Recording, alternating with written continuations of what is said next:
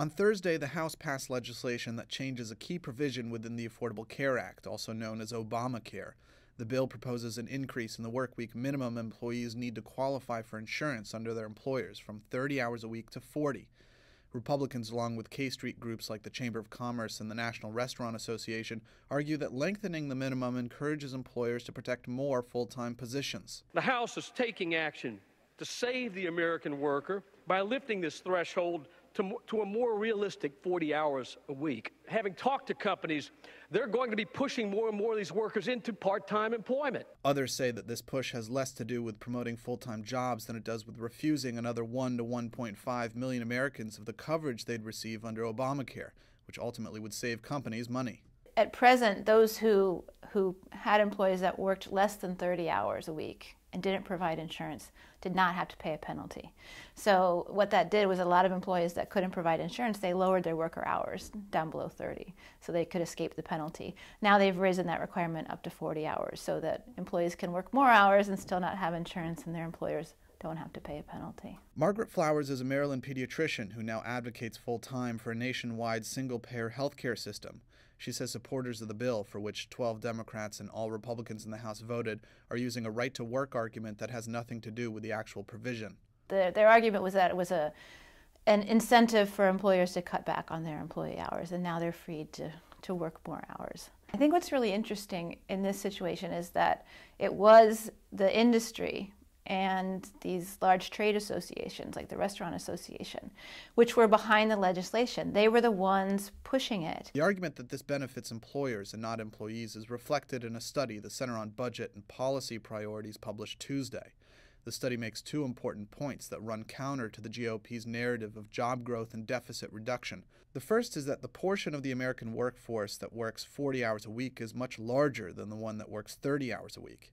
Only 7% of Americans work between 30 and 34 hours. 44% work 40 hours a week, which means that the pool of Americans who could lose coverage suddenly jumps 37 percentage points if the legislation is ever enacted.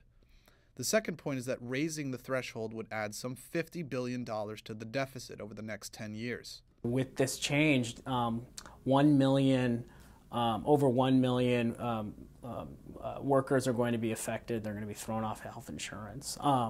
You know, $53 billion will be added to the deficit, completely counter to what Republicans say in terms of fiscal responsibility.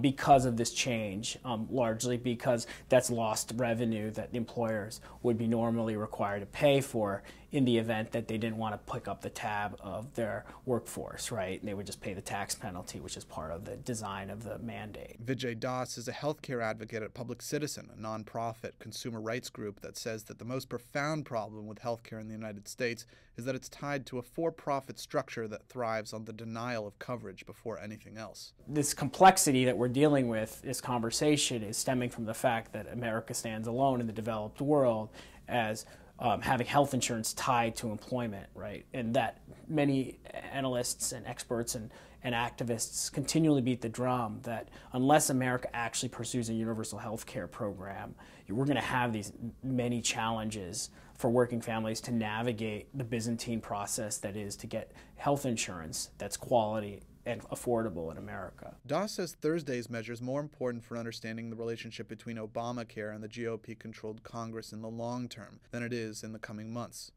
President Obama has already said that he would veto the bill if it passes through the Senate, and there's little chance that Congress could override that veto.